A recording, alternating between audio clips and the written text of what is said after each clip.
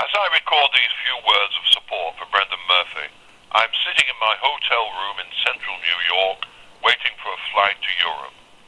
I ought to have left the USA several days ago, but my flight was cancelled due to volcanic activity. The first booking I can get gets me into the UK too late to travel up to Macclesfield as I had promised, and I am deeply disappointed at not being able to be present on what I am sure will be an historic occasion. I have a deep affection for Cheshire, having been born in Bollington and beginning primary school in Hembury. All my early years were spent in the county, and I have happy childhood memories of visiting Pimlet's Bakery in Macclesfield and sampling their delicious cakes when they invited my mother to have tea with them at their home opposite ours in Hembury. That was a special treat during the years of the war. Pimlet's has long gone, and the war years are now a distant memory for many and totally unknown to most. I well remember my first visit to London when I gazed in wonder at the Palace of Westminster, the home of Parliament. Then I had little understanding of political life. I only caught sight of our local Member of Parliament when he visited to open a fete or hand out prizes on Speech Day. It was much later in life when I came to understand what a significant role he occupied and how important it was that men and women of real caliber and ability were returned to sit as our elected representatives in that house. In my studies, I trace the history of our democratic system going way back before Magna Carta to the laws of William the Conqueror and coming right up to the present day. The journey has been tumultuous. It has certainly not always been a pleasant route, as bloodshed, duplicity, and hunger for power litter the pathway. However, in each generation, individuals have come to the fore who have been able to give voice to the desire for justice, freedom, and fair dealing. Such men and women have not been perfect, but they have been willing to stand for what they believe in and give themselves to fighting for our freedoms. Our democratic system has a long history and is far from perfect. Each generation needs to examine carefully its political structures, and each generation needs to be able to provide men and women who, without fear or favor, will continue to improve and develop what we have inherited.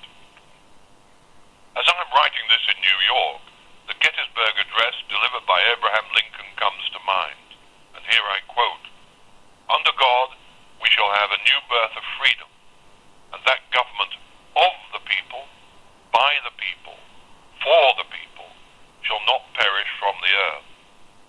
Alas, in recent years, that bright vision has been dimmed in our Parliament.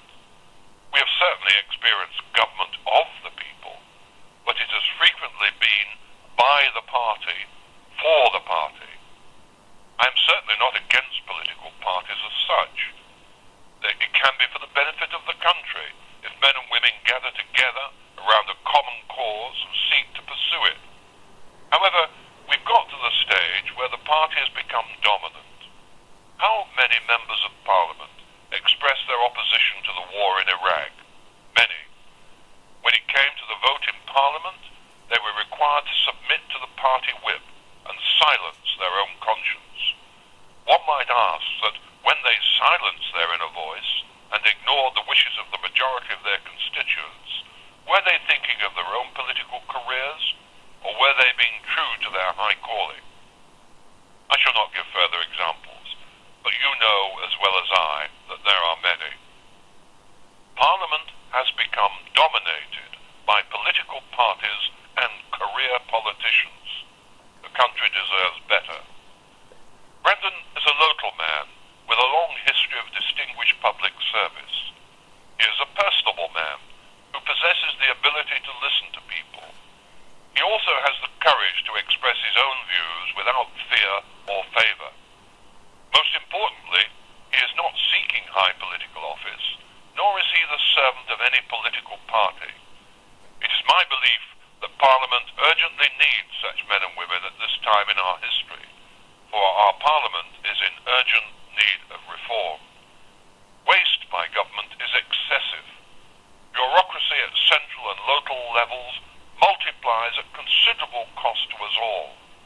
Lean and light seems to be a concept that is unknown to government when it is spending our tax money. If the people of this country have the foresight to return to Parliament a number of independent MPs, then, whilst retaining their freedom as independents, together they will be able to work for a Parliament that is more truly representative of the people and eventually more efficient. Brendan is a local man who is known and respected.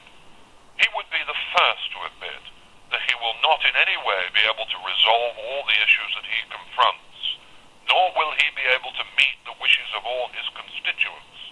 He will simply do his best as a free man and as your elected representative in Westminster. The time has come for Macclesfield to show the country what true democracy means. I have no hesitation in supporting a truly honourable man. He deserves your vote, and those in Macclesfield